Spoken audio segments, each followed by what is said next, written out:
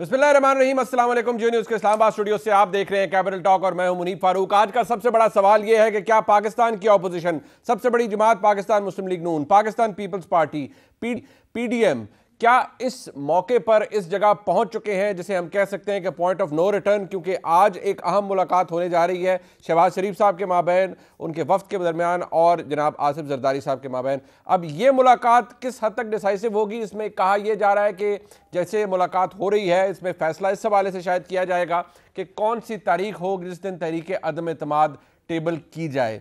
याद रहे कि आइन का आर्टिकल 95 बड़ा क्लियर है इस हवाले से, जब आप टेबल कर देते हैं तो 7 दिन के अंदर वोटिंग होनी है। क्या वो जो मैजिक नंबर है वो है अपोजिशन के पास या नहीं?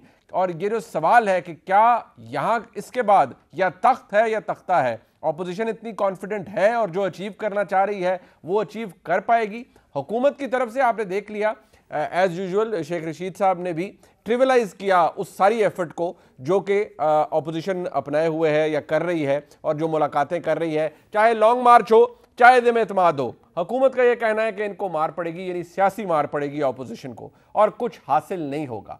लेकिन इतनी मुलाकातें, इतना ताम झाम, इतना सब कुछ क्या बगैर किसी वजह से है?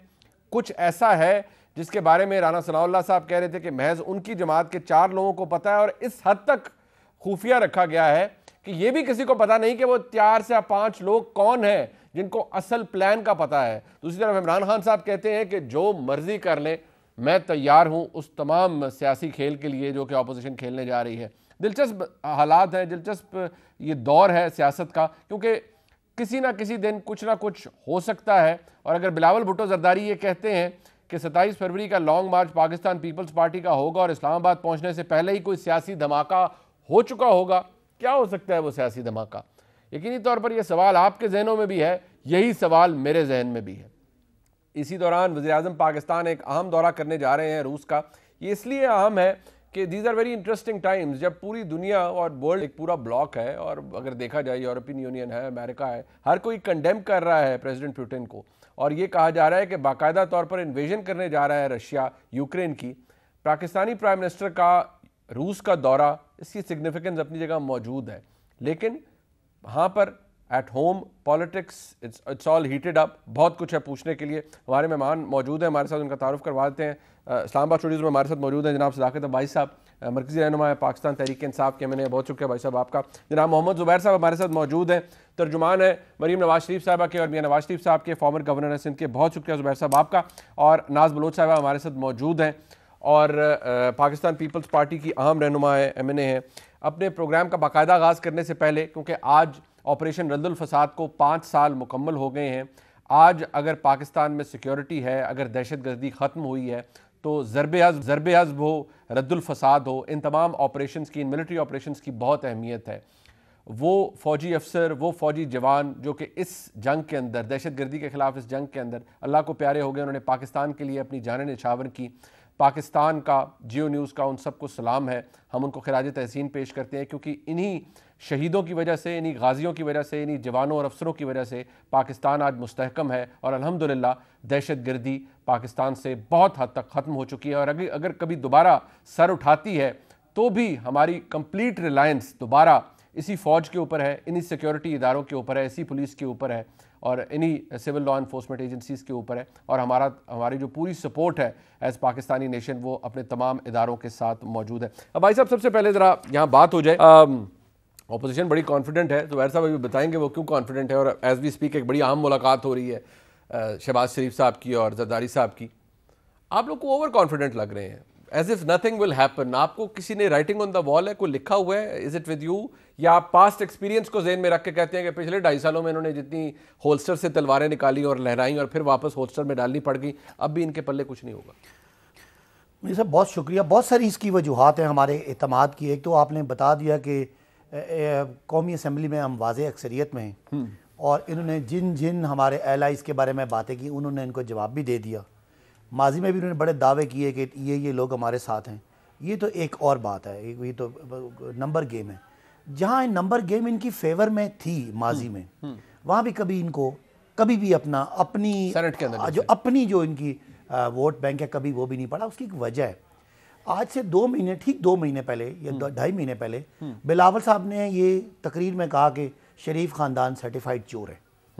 ठीक है। जरदारी साहब ने लाहौर में बैठ के उनके बारे में वो कुछ बोला जो शायद मैं बोलूँगा तो जुबैर साहब को इस वक्त अनईजी हो जाएंगे, लेकिन अगले ही अगर महीने या अगले 2 महीने बाद वो बैठ के वही उनको रोटियां खिलाते हैं और वो चीज़ें, तो एक चीज़ है, कोई नज़रिया नहीं है, कोई सोच नहीं है, बस ऐसे ही बांध क्या तो वो बट ये आर्गुमेंट बहुत पुराना है ना। देखिए आपके ये तो आपकी भी तारीख भरी पड़ी है, MQM हो, पाकिस्तान मुस्लिम लीग, काफ हो, आपने भी जप्पियां डालनी इक़्तिदार को दुआम बख्शने के लिए, हुकूमत बनाने के लिए। So this argument is I guess it's everywhere, it's politics, it's power politics. मैं I don't agree with you. नहीं, but you did the same thing. बात सुने ना, जब मुशर्रफ साहब का दौर था, जमहूरियत नहीं थी, मुल्क में डिक्टेटरशिप थी, उस वक्त MQM उनके साथ थी, क्यू लीग उनके साथ थी, शेख रशीद साहब उनके साथ थे, हम और पीपल्स पार्टी और नून लीग एक जद्दोजहद कर रहे थे। उस वक्त तो कोई और बात थी, वो 15 साल पुरानी की बातें आप कर रहे हैं, बल्कि उससे भी ज़्यादा पुरानी बातें करें। जो मैं बातें कर रहा हूँ ये तो मतलब 15 महीने भी नहीं हुए अभी तो। उनकी वो जो आपने अखबारें लिखी उनकी स्याही भी नहीं सूखी, वो जो उन्होंने बुरा भला का। तो एक बात है, इनकी कोई सोच, आपस में अंडरस्टैंडिंग। हम जो PTI वाले हैं ना, हम सारे एक नजरिए के साथ खड़े हैं। हमें पता है कि इमरान खान इस मुल्क के लिए बहुत कुछ करना चाहते हैं। आपका नजरिया ना GDA से मिलता है, ना PMLQ से मिलता है, ठीक है, और ना अच्छा उनका ना MQM से मिलता है। ये रीडिफाइंड पार्टीज हैं, रीडिफाइंड अलायंसेज हैं। आपने इक़्तिदार में आने के लिए इनको अपने साथ में ला लिया, ऑपोजिशन भी यही कर रही है। What difference? चले अब आप इसी बात पे आ जाए, आपकी बात पे आ जाते हैं। मैंने कहा PTI के नजरिए की बात की थी, आपने एलाइज की बात की। एलाइज से हमारा सियासी इंटरेस्ट मिलता है।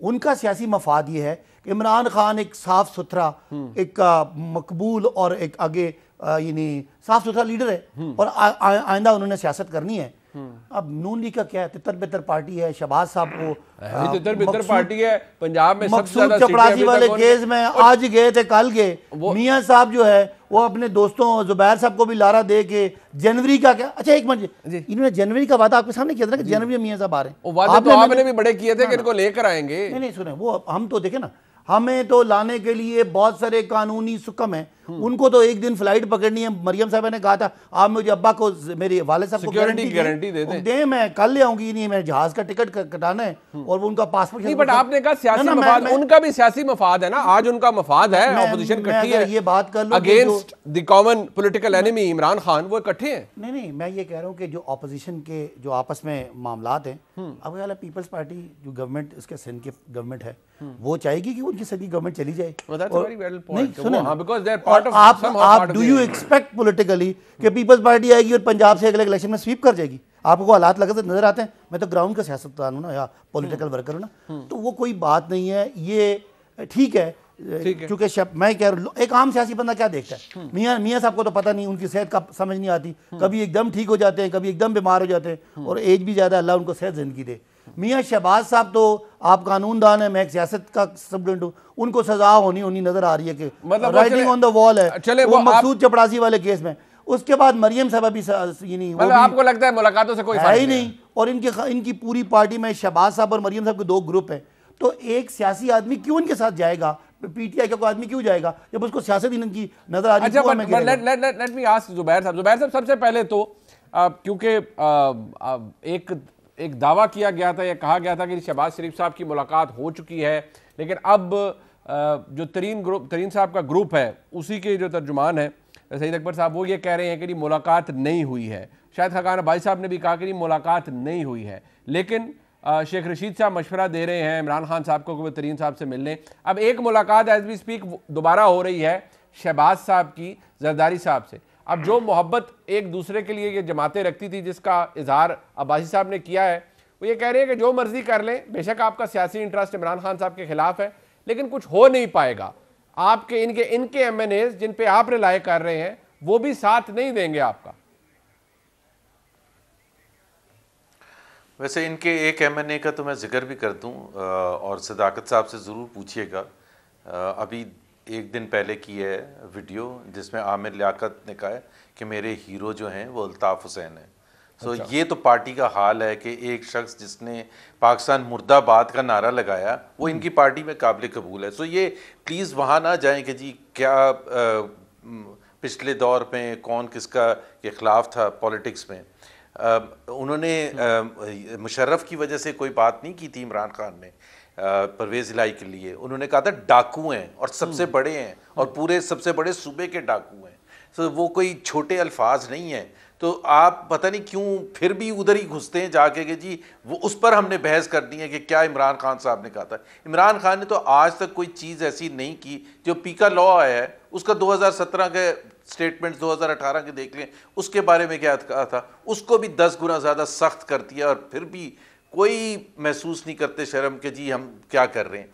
और ये जो शहबाज शरीफ साहब के लिए इन्होंने अल्फाज इस्तेमाल किए थे कि जी वो आज जाएं कल जाएं, इमरान खान को तो सर्टिफिकेट मिल चुका है और ट्रांसपेरेंसी इंटरनेशनल से सर्टिफिकेट मिल चुका है कि 116 पर हम छोड़ के गए थे, 140 पर पहुंचा दिया पाकिस्तान को करप्शन इंडेक्स में। सो प्लीज़ आप ना करप्शन की बात कर सकते हैं, ना आप ये बात कर सकते हैं कि कौन हमारा अलाय है या कौन नहीं है। आप भी इमरान पीपल्स पार्टी के साथ अपोजिशन में थे तो सब करते थे। जहाँ तक जो मीटिंग्स हैं मुनीब और अदम एतमाद के हवाले से जो बात है, मेरा ख्याल है कि मेरा अपना ज़ाती ख्याल ये है कि इमरान खान साहब को तो वैसे भी रशिया नहीं जाना चाहिए इस वक्त। तो बहुत ही पुअर मेरा ख्याल है मार्केटिंग होगी कि पूरी दुनिया, यूरोपियन यूनियन ने अभी थोड़ी देर पहले अनाउंस किया सैंक्शंस। पुतिन की जो कल की तकरीर है जिसमें उन्होंने 2 स्टेट्स जो यूक्रेन के हैं उस पर क्लेम अनाउंस किया है। तो ऐसे माहौल में और हम कहते हैं कि बाइडन से फ़ोन नहीं आता। एक तो वहाँ अभी रशिया जाके तो बाइडन से क्या अगले प्रेसिडेंट से भी नहीं फ़ोन आएगा। तो अदम एतमाद की बिल्कुल हम लेके आएंगे, तहरीक लेके आएंगे इंशाल्लाह ताला। और 172 का मैजिक नंबर उससे भी थोड़े से ज़्यादा ही होंगे। आज की अपने एमएलए खड़े होकर ये खुद हैरान रह आज की मीटिंग का एजेंडा आइटम है क्या जो अभी हो रही है शहबाज साहब की और जरदारी साहब की? क्या डेट फिक्स करनी है आपने और क्या इस बात का डिसीजन होना है कि पहले किसके खिलाफ तहरीक अदम एतमाद आए, पंजाब में आए या प्राइम मिनिस्टर के खिलाफ आए? मेरा ख्याल है ये बिल्कुल जिस तरह राना सनाउल्लाह साहब ने कहा था कि वो 4 लोग जो हैं उनको हतमी तौर पर पता है। और ये बात भी ऐसी है कि इसको बहुत ही सेंसिटिव इशू है डेट के हवाले से, किसके ख़िलाफ़ आनी चाहिए पहले। ये तमाम वो चीज़ें कि अगर ये लीक आउट हो जाएं पहले मुनीब, आपको पता है कि तमाम उसका असर ही ख़त्म हो जाएगा। सो तमाम चीज़ें जो हैं वो कॉन्फिडेंशियल हैं और बहुत ही थोड़े से लोगों को पता है। मुझे नहीं पता, I can easily say that here on live TV. अच्छा, बट जुबैर साहब एक मिनट जरा इसके ऊपर थोड़ा कमेंट कीजिएगा, फिर मैं नाज बलोच साहबा से भी पूछूंगा, बट इसके ऊपर कमेंट किएंगे। देयर इज अ थोड़ा मैं ऐसे कहूँगा डिस्क्रेपेंसी है, क्योंकि एक बहुत मैं उसे क्या कहूँ धमाकेदार किस्म की और ये भी कह सकते हैं कि बड़ी डैमनिंग स्टेटमेंट है, एक मौक़िफ़ जो कि पाकिस्तान मुस्लिम लीग नून की जानिब से आया एक शख्सियत के बारे में जी कि हमारे मेंबर्स को डराया धमकाया जा रहा है या उन पर दबाव डाला जा रहा है। पेशावर की एक शख्सियत के हवाले से ये बात की गई और बड़ा क्लियरली रेफ़र किया गया वो शख्सियत कौन है। अब इसके हवाले से थोड़ी कन्फ्यूजन अभी भी इसलिए है क्योंकि 2 जमातें जो कि आज मिल रही हैं उनका मौक़िफ़ इस हवाले से बड़ा डिफरेंट है। क्या फरमा रहे हैं एक तरफ पाकिस्तान मुस्लिम लीग नून और दूसरी तरफ बिलावल भुट्टो जरदारी साहब? तो सुनिए। पाकिस्तान की हिस्ट्री में 74 सालों में ये रहा है कि ताकतवर हलकों की हमायत के बगैर ना किसी के खिलाफ अदम एतमाद की तहरीक आती है, ना कोई पेश करने की जुर्रत करता है। हम वो जमात भी नहीं है जो किसी दूसरा इदारे के सामने कहे भाई आप आए आप इनको निकालें। अच्छा जुबैर साहब जरा ये बता दें कि आप इस बारे में क्लियर हैं, ये जो दावा आपकी जमात की जानिब से किया गया है? कल यहाँ पर हमारे प्रोग्राम में एजाज अवान साहब आए हुए थे, जनरल साहब, उन्होंने भी कहा कि यार अगर आपकी हिम्मत है तो ज़रा क्लियरली बता दें और एविडेंस दे दें, क्योंकि ये जो आप कह रहे हैं ये आप दोबारा you are dragging the institutions in the politics which is not advisable and which is not done, लेकिन आप कर रहे हैं दोबारा। ये करने की ज़रूरत क्यों पेश आ रही है? देखें, एक मरियम औरंगज़ेब साहिबा ने ये बयान दिया, she is information secretary of the party representing the views and thinking concrete बिल्कुल सब्सटेंटिव बेसिस पर।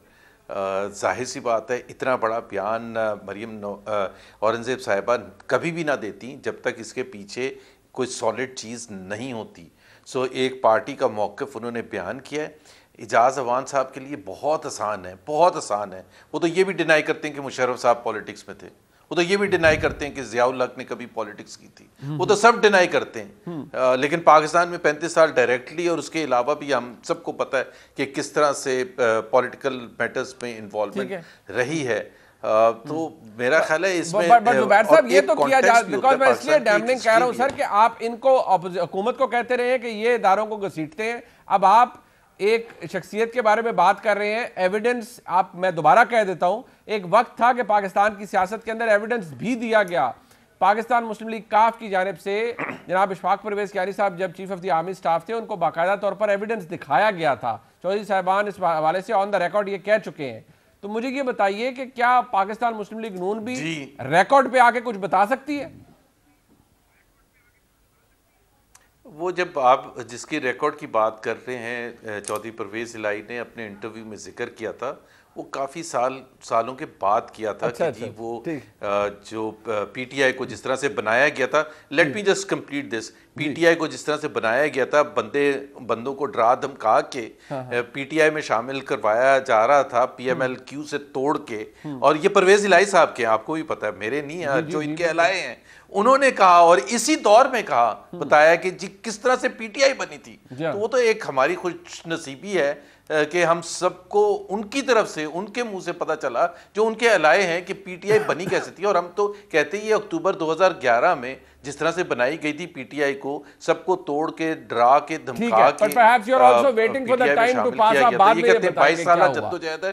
ठीक है, आप भी वक्त गुजरने के बाद ही शायद इससे इतना तो बता दिया जी। ठीक है, अच्छा मैंने बता तो दिया, अब इतना, हाँ नहीं बजारी बात है, बता तो दिया अब आप, और हम आपसे क्या पूछें, फिर भी पूछना तो बनता है, कुछ सवाल ऐसे होते हैं। नाज बलोच साहबा, अगेन मुलाकात हो रही है, एजेंडा इज, क्या ये तफरीक अब भी पाई जाती है? क्योंकि पहले आप में और पीपल्स और पाकिस्तान मुस्लिम लीग नून में यही डिफरेंस था। पाकिस्तान मुस्लिम लीग नून ये कहती रही कि यदि अदम एतमाद किया, आप कहते रहे पंजाब में, वो कहते रहे आप सेनेट में ले आए, तो कम से कम अब भी यही बहस होती रहेगी, आप डिसाइसिव एक्शन हो रहा है ऑपोजिशन की जानिब से अगेंस्ट द प्राइम मिनिस्टर, इस बात पे कंसेंसस है? बिस्मिल्लाहिर्रहमानिर्रहीम। देखिए मुनीब, बिल्कुल ऑपोजिशन जो है वो एक लाए अमल तय कर रही है और ये बहुत ही एक हेल्दी साइन है ऑपोजिशन के लिए कि मशावरत जो है वो तेज़ी से होती जा रही है और डायलॉग्स हो रहे हैं, बातचीत हो रही है। सरबराहान ऑपोजिशन की मुख्तलिफ पॉलिटिकल पार्टीज़ के वो एक पेज के ऊपर तकरीबन काफ़ी सारे इश्यूज़ के ऊपर मुत्तफ़िक हैं और जिस नुक्ते के ऊपर एक हैं वो ये है कि ये हुकूमत और पाकिस्तान के मामलात एक साथ नहीं चल सकते, क्योंकि इस हुकूमत की दिन ब दिन जो इनकी सूरत हाल है, जिस कैफियत के अंदर ये हुकूमत चला रहे हैं, उससे मुल्क को नुकसान पहुंचता जा रहा है। इस वक्त पाकिस्तान की आवाम परेशान है, बिजली हो, गैस हो, महंगाई हो, बेरोज़गारी हो, हर चीज़, और करप्शन हो, हर फील्ड में आप उठा के देख लें कि ये हुकूमत के जो आदाद शुमार आ रहे हैं वो बहुत खौफनाक हैं। फिर उसके ऊपर जो जिस किस्म की कदगन लगाई जा रही है सहाफ़त के ऊपर, उसके ऊपर जर्नलिस्ट तमाम PFUJ समेत सब सरापा एहतजाज हैं। यानी कि ये हुकूमत अपनी नाकामी को ढांपने के लिए ये चाहती है कि लोगों की ज़बान बंद कर दी जाए। ये चाहते हैं कि कल तक ये तो सबको चोर चोर चोर कहते थे, लेकिन आज अगर कोई इनको चोर कहे तो वो उसको जेलों के पीछे डाल दिया जाए। ये चाहते हैं कि कल तक ये तो दूसरों को डाकू डाकू कहा करते थे और करप्ट कहते थे, माफिया कहते थे, लेकिन आज इनको चीनी चोरी एक बात है, ये इनका जो कुछ भी है, व्हाटएवर दे हैव डन, ये जितने मर्जी अनपॉपुलर हो जाए, मेरा सवाल सुन लीजिएगा, आसान हो जाएगा। क्या आप आज अगर बिलावल भुट्टो जरदारी साहब या पाकिस्तान पीपल्स पार्टी ये फैसला करती है जी 27 को हमने आना है, अब पता नहीं वल्लाह आलम किस धमाके का वो बता रहे थे जो हो चुका होगा, मुझे ये बताएं, अगर यहाँ आना है और वो कहते हैं जी जलसा करेंगे, धरना नहीं होगा, तो इमरान खान साहब की सेहत पर उस जलसे का और आपकी लॉन्ग मार्च का क्या असर पड़ेगा? शेख रशीद साहब कह चुके हैं आइए आपको सियासी मार ही पड़ेगी। चलें जी, 126 दिन जो है कौन सी इनको सियासी मार पड़ी थी उसका भी जिक्र कर दें और बता दें कि जब धरना, असल में बात यह है नहीं, कैपिटल अंडर सीज हो गया था पूरा पाकिस्तान का, 126 दिन के धरने में आप क्या बात कर रहे हैं? आप ये कर पाएंगे जो ये इन्होंने किया था? मेरी गुजारिश सुनने, मेरी गुजारिश सुनने, 100 असल में शेख रशीद साहब का तजुर्बा 126 दिन वाले धरने का है। अच्छा, जिसमें ये जिस तरह ये हुकूमत को निकालने की जो कोशिश कर रहे थे उसमें ये खुद नाकाम हो गए। इनको लग रहा है कि यहाँ पर भी यही, और ये भूल रहे हैं कि आज की अपोजिशन जो है वो कितनी एक्सपीरियंस्ड, तजुर्बेकार और जमहूरी है। सबसे बड़ी बात यह है कि इनको सामना करना पड़ रहा है एक जमहूरी ऑपोजिशन का, जिनको अपनी जमहूरियत के अक़दार का इल्म है, जिनको पार्लियामान की मजबूती का इल्म है, तो सिंपल तरीके से कह देते हैं ना बाजी साहब कि वो कहीं पापड़ पाला, कहीं मकसूद चपड़ासी। वो कहते हैं इस ऑपोजिशन की क्रेडिबिलिटी जीरो है, करप्शन की गर्द से अटी पड़ी है, कौन सुनेगा इसकी बात और कौन मेंबर्स आपका साथ देंगे तहरीक अदम एतमाद में? आपकी क्रेडिबिलिटी कोई नहीं है अवाम में। देखें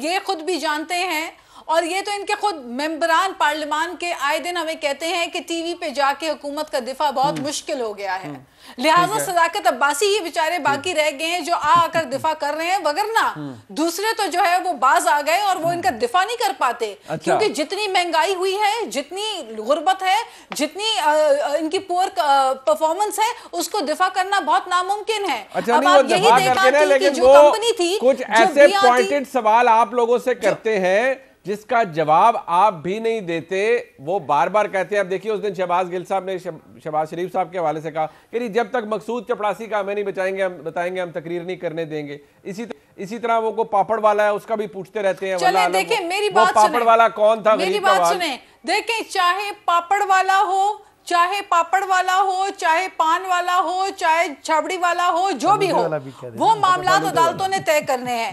चाहे जो भी हो, उनके मामला अदालतों ने तय करने हैं। क्या ये हमें बताना पसंद करेंगे कि इनके लेफ्ट राइट बैठे हुए जो बड़े बड़े शुगर माफियाज हैं, उनके बारे में बताना पसंद करेंगे कि चीनी की कीमतों में अवाम की जेब पे जो डाका डाला उसमें कौन मुलव्विस था? क्या ये बताना पसंद करेंगे कि दवाओं की कीमतों में जो इजाफा हुआ उसमें करप्शन करने वाले लेते हैं? मुझे ब्रेक का कार्य, विल मूव इट ऑन, हम इसको आगे लेके चलते हैं। एक ब्रेक पे जाते हैं जी।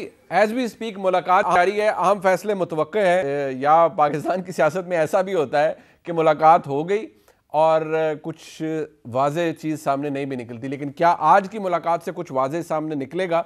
इस पे बात होगी ब्रेक के बाद। और सबके जहनों में है एक सवाल कि आज का इतनी अहम मीटिंग हो रही है, यकीनी तौर पर जरदारी साहब ने जब मदऊ किया होगा जनाब शहबाज शरीफ साहब को वफ्द के हमरा, तो उसमें मरीम नवाज शरीफ साहबा जो कि बहुत अहम रुकन है पाकिस्तान मुस्लिम लीग नून की, जनाब नवाज शरीफ साहब की साहबजादी हैं मरीम नवाज शरीफ साहबा, क्यों उस वक्त का हिस्सा नहीं है? ये वो बात है जिसको बहुत ही सियासी तौर पर जिसके ऊपर चस्के लगाए जाते हैं हुकूमत की जानिब से। देखिए दो कैंप्स हैं, एक चला गया एक नहीं गया, आके या इसे रिबट करेंगे या बताएंगे ज़ुबैर साहब हमें कि क्यों तशरीफ़ नहीं ले गई मरीम नवाज शरीफ साहबा। ये एक अहम मौका है, अहम डिसाइसिव मोमेंट्स हैं, अदम एतमाद आ रही है, ये ऐसा हो रहा है नहीं हो रहा, या ये महज वो है जिसके ऊपर पाकिस्तान तहरीक इंसाफ कैपिटलाइज करने की कोशिश कर रही है, लेकिन है कुछ भी नहीं। All is good in PMLN scam. एक ब्रेक के बाद हमारे साथ रहिए।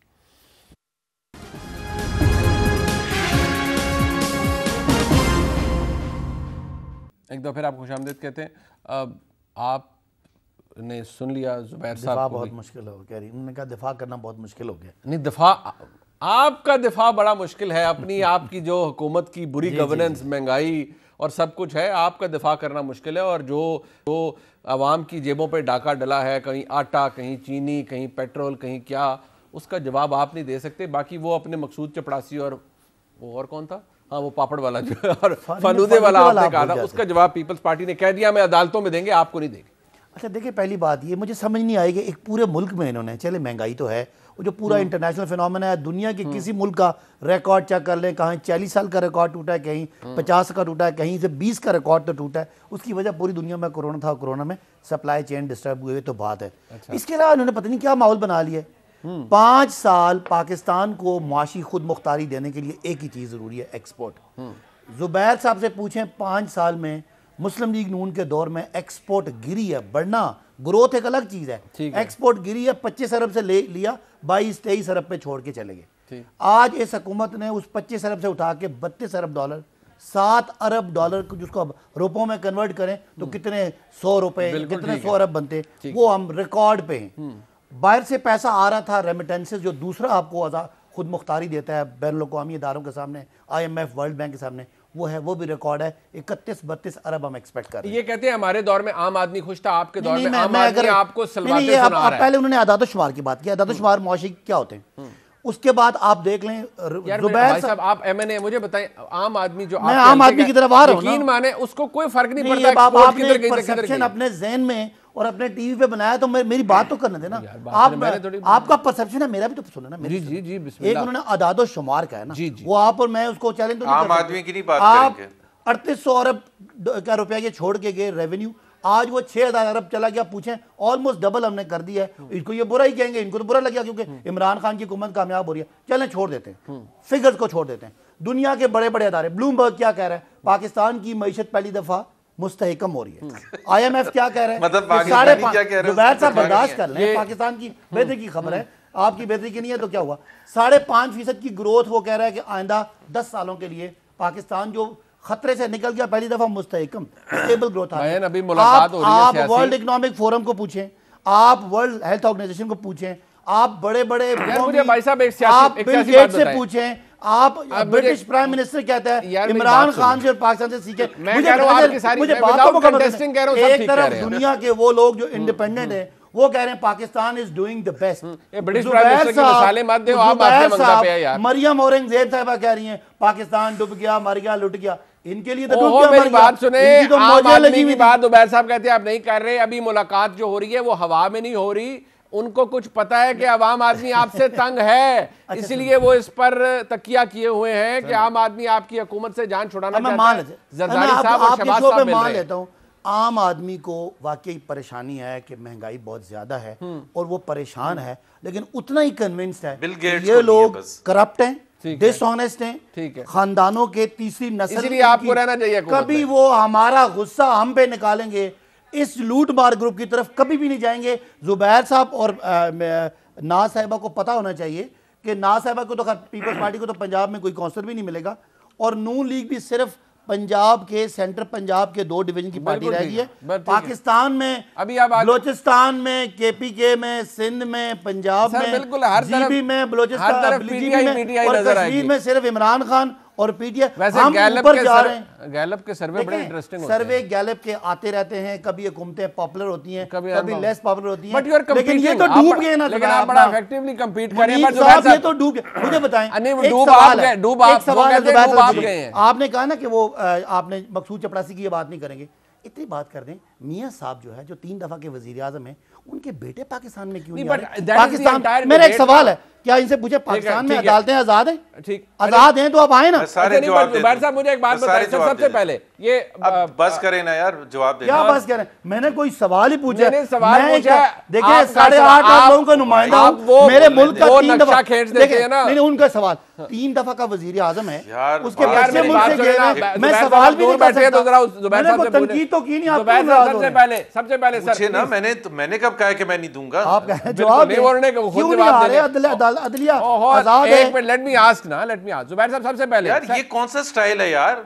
एक मिनट, टॉक शो हो रहा है, सबकी बारी आती है। बिल्कुल आती है। जुबैर साहब सबसे पहले सर ये बताइए, मरियम नवाज शरीफ साहिबा क्यों इस वफ्द का हिस्सा नहीं है? जरदारी साहब से आम मुलाकात हो रही है, प्राइम मिनिस्टर ऑफ पाकिस्तान के खिलाफ तहरीक अदम एतमाद की तैयारी की जा रही है, ये जरा बता देंगे क्या वजह है, क्यों वो तशरीफ नहीं लेगी?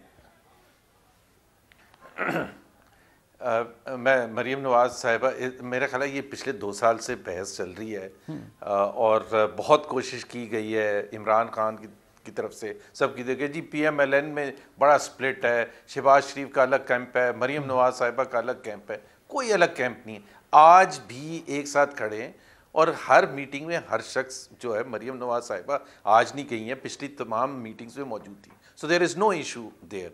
PMLN is united under the leadership of Mian Nawaz शरीफ, और उन्हीं का बयानी है और उन्हीं के फैसलों के बेसिस पर हम आगे चलते हैं। मैं सिर्फ इनके जवाब दे दूं 1-2 चीज़ों का।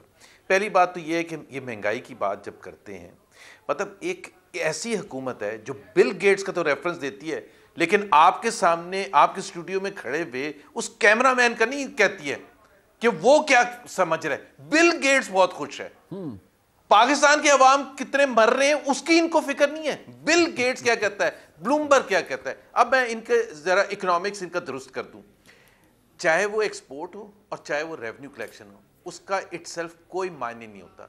रेवेन्यू कलेक्शन अगर फिस्कल डेफिसिट गैप जो अखराजात में और कलेक्शन में अगर वो बढ़ रहा है, जो कि बढ़ रहा है और हमारे मुकाबले में डबल से ज्यादा है, 6 माह में जो अभी गुजरे 9 से 27 बिलियन रुपए था, हमारे जमाने में फिस्कल डेफिसिट 1800 से ऊपर है। इसका मतलब ये है कि गैप है, बावजूद इसके कि ये कह रहे हैं टैक्स कलेक्शन। दूसरी बात है, एक्सपोर्ट इटसेल्फ मींस नथिंग अगर इंपोर्ट्स के साथ उसको ट्रेड डेफिसिट या करंट अकाउंट डेफिसिट का ना कंपेयर करें। तीसरी बात ये, महंगाई है सारी दुनिया में, पाकिस्तान में क्यों सबसे ज्यादा है? पाकिस्तान में तीसरी हाईएस्ट महंगाई क्यों है? इंडिया से ज्यादा क्यों है? बांग्लादेश से ज्यादा क्यों है? श्रीलंका? इसलिए है कि यहाँ के जो रूलर्स हैं इमरान खान के नीचे और इमरान खान के साथ जो बैठे हुए हैं वो करप्ट हैं, इनकॉम्पिटेंट है, अनप्रोफेशनल है, समझ बूझ नहीं है। सर वो कॉस्ट ऑफ लिविंग इंडेक्स जो है नंबियो का, वो उन्होंने शेयर किया तरीन साहब ने, और उन्होंने कहा कि देखिए पाकिस्तान 139वें नंबर पर है, सबसे सस्ता है पाकिस्तान में रहना कॉस्ट ऑफ लिविंग इंडेक्स में। बिल्कुल झूठ बोल रहे हैं, बिल्कुल फेक न्यूज़ है। एक सेकंड, एक भाई यार, एक बड़ा सिंपल सा है, it's the rate of inflation is measured. आप मेजर कैसे करते हैं? ठीक है, मेजर करते हैं इनकम के मुकाबले में। पाकिस्तान की औसत जो एवरेज इनकम है, जिसको पर कैपिटा इनकम कहते हैं, ठीक है, वो 2018 के मुकाबले में कम है इस वक्त। और मैं चैलेंज करता हूं ये कह दें कि नहीं है। तो अगर एवरेज इनकम कम हुई है, ठीक है, तो फिर अगर और महंगाई ज्यादा हुई है, महंगाई ज्यादा हुई है ना। पाकिस्तान मुस्लिम लीग जहां छोड़ के गई थी 4%, यहां ये 13% इज रिकॉर्ड हाई पिछले इनके अपने अतवार में। ठीक है जुबैर साहब, if we can sir, if I can bring it back to politics, sir मुझे इसका जवाब दे दें। सर आज शेख रशीद साहब ये कह रहे हैं कि आप जितने मर्जी कोशिश करें, तहरीक अदम एतमाद की जरदारी साहब मिले, शहबाज साहब मिले, आप हुकूमत के तादियों से मिले, आप ये तहरीक नाकाम होगी और आपने फिर वही रोना है कि फलाने का फोन आ गया, फलाने को ये हो गया। आप ये तो ज़हन में रख रहे हैं कि क्या आप लोगों ने कैलकुलेटेड मूव है एंड यू आर श्योर कि कोई दबाव नहीं होगा, कोई कुछ नहीं होगा? क्योंकि पीएमएलएन एक जगह ऐसी स्टेटमेंट दे देती है विच कंप्लीटली चेंजेस एवरीथिंग। पीटीआई की हकीकत जो है, वो जो आपने खुद याद दिला दिया था, परवेज इलाही साहब के मुंह से सुन चुके हैं कि पीटीआई बनी कैसे थी और किस तरह, कहाँ से ये दबाव डलवाते हैं। और ये जो कहते हैं ना 22 साल जद्दोजहद, कोई 22 साल जद्दोजहद नहीं है। ये तो इनके घर पर पहुंची थी, इमरान खान के घर पर दीवार टाप के भाग गए थे। इनको तो 2011 में अगर वो जो परवेज इलाही साहब के मुताबिक अगर उस किस्म की रहनुमाई ना मिलती और सपोर्ट ना मिलती, ये कहीं भी ना होते। आज भी ये उनके दम खम से ही बैठे। They are a selected government and that is the reality of this PTI government. उससे ना आगे हैं ना पीछे हैं। और 3-3.5 साल में इन्होंने जब अवाम का बेड़ा गर्क, बट ये तो सर आपका एस्टैब्लिश्ड मौक़िफ़ है ना सर, आपके साथ हाथ ना हो जाए, मैं तो ये पूछ रहा हूँ जी सर, ये तो आपका एस्टैब्लिश्ड मौक़िफ़ है ना कि अपने जोर बाजू पे हुकूमत नहीं करते, किसी के सारे के बल पे बैठे हुए हैं। मुझे ये बता दें, आप लोगों के साथ तो नहीं कुछ हो जाएगा? क्योंकि फिर आप में कहेंगे पूरी अपनी कोशिश करेंगे इंशाअल्लाह ताला। भाई एंड में कहेंगे तो फोन आएगा तो सच ही बोलेंगे ना, अगर नहीं आएगा तो नहीं बोलेंगे, फिर ना ही समझो। अरे फिर ना ही समझो, ठीक है, बहाना पहले से। अच्छा एक वक्फा है, मैं आता हूँ नाज बलोच साहब के पास देंगे। मैंने कहा अगर आएगा तो कहेंगे ना। हाँ, नहीं तो मैंने भी देखा, ना ही समझो। वो कहते हैं आएगा, आपकी जमात कह चुकी है कि आ रहा है, नहीं आ चुका है, आ चुका है, कॉलें आ रही हैं, वो कॉलें आ रही हैं। बिलावल साहब कह रहे हैं जुबैर साहब, जरा ये क्लियर कर दे सर, ये कंफ्यूजन है। आपने कहा अगर आएगा, ये कितने फखर से एक्सेप्ट कर रहे हैं। मैं तो कोई बात, मैं तो आपका बयान कह रहा हूं। आया है फोन ना, हम तो इस बारे में बात ही कोई यार, हमें कोई जरूरत नहीं है किसकी। हम तो आपके बयानात की बात कर रहे हैं। एक कह रहा है कि फोने आ रही है, दूसरा कह रहा है नहीं आ रही। तो इन दोनों ने हमारे खिलाफ मुहिम चलानी है, हाल इनका देख लें। बस नहीं, नाज बलोच साहब आप बताएंगे नहीं, नाज बलोच साहब बताएंगे, एक बात रहेगा।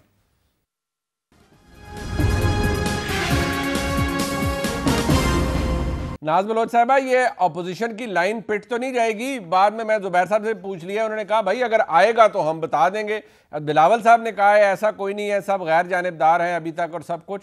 आप भी यही कहेंगी कि अगर दबाव आएगा तो हम बता देंगे, अभी तो ऐसा कुछ नहीं है? कम से कम ये तो आप कह सकते होंगे, मुस्लिम लीग नून तो कह रही है अभी भी दबाव है, बकौल उनके मौक़िफ़ जो है उसके।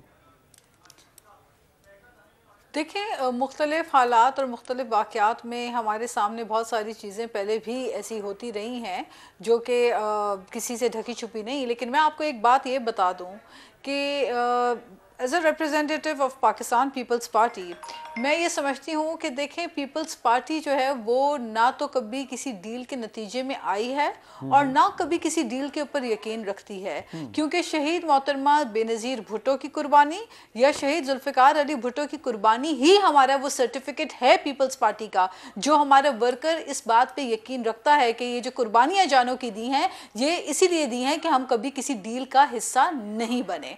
और इसी अवाम के सपोर्ट के साथ, इसी ताकत और अवाम की कुव्वत के साथ इंशाअल्लाह ताला जब इस हुकूमत का धड़न तख्ता करने के लिए पाकिस्तान पीपल्स पार्टी रैली जो हम अपनी 27 तारीख को निकाल रहे हैं उसके लिए भरपूर मुकम्मल तैयारियां हमारी तख्ता कैसे होगा, जलसे से हुकूमत का धड़न तख्ता कैसे होगा, ये कॉन्फ्लिक्टिंग बात है। देखें, इससे नहीं होता धड़न तख्ता। आप आ जाए, ये आपको F9 पार्क तक महदूद कर देंगे या कहीं और बिठा देंगे और जलसे की इजाजत दे देंगे, वो हुकूमत कैसे जाएगी?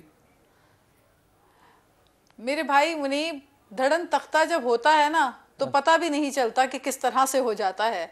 इस वक्त इनकी सूरत हाल ये है कि क्या ये किस पे रिलाई कर रहे हैं? ये उस एमकेएम पे रिलाई कर रहे हैं जिनके खिलाफ 20 साल इनकी जदोजहद थी, नहीं है या ये उस अपने दौर में जिनको ये 20 साल ऑपोजिशन में उस वक्त भी पीएमएलएन की हुकूमत नहीं गई थी, पता नहीं आप लोग जिस काफ लीग को ये डाकू कहते रहे, चोर कहते रहे, क्या ये उनके ऊपर रिलाई कर रहे हैं आज? नहीं, बट वो काफ लीग कह चुकी है कि हमने ताल्लुक बनाया है निभाने के लिए, वो हुकूमत के साथ खड़ी है। मोने सिलाई साहब फरमा चुके हैं, वजीर आजम की तरफ वो मुस्कुरा के कह चुके हैं और वजीर आजम ने भी कबूल किया और बड़ी तारीफ की इन रिटर्न, तो वो तो मौजूद है हुकूमत के साथ। आप किस पर तकिया किए हुए हैं? सियासत पे कोई चीज़ हम जो है ना इस चीज़ के ऊपर तकिया किए हुए हैं कि हमारे साथ अवाम की ताकत है, हम अवाम की आवाज़ हैं, हम अवाम की वो आवाज़ हैं जिसको पार्लियामेंट में दबाया जा रहा है, हम अवाम की वो आवाज़ हैं जिसके खौफ से पार्लियामेंट का इजलास नहीं बुलाया जा रहा, हम अवाम की वो आवाज़ हैं कि जिसकी आवाज़ दबाने के लिए पार्लियामेंट का इजलास 14 तारीख से मुलतवी करके 18 से 21 से 32 से 25 पे घसीट के ले जाया जाता है और आज तक इजलास मुझे बात बताएं, हमारे पास अवाम की, नहीं मुझे बताएं कौन सा सियासी धमाका है जिसकी तरफ बिलावल साहब का इशारा है कि वो 27 से पहले हो जाएगा? आपको पता है या आप भी किसी अंडर ओथ हैं? नहीं मुनीब, देखिए मैं आपको एक बात बताऊं, आप ये याद रखिएगा कि जो लोग इस वक्त पीटीआई में बैठे हुए हैं और जो लोग अगले इलेक्शंस में हिस्सा लेना चाहते हैं वो इस वक्त हुकूमत की नाकामी और अवाम के गुस्से से वाकिफ हैं। उनको पता है कि अगले इलेक्शंस में पीटीआई का टिकट लेने वाला भी नहीं होगा कोई।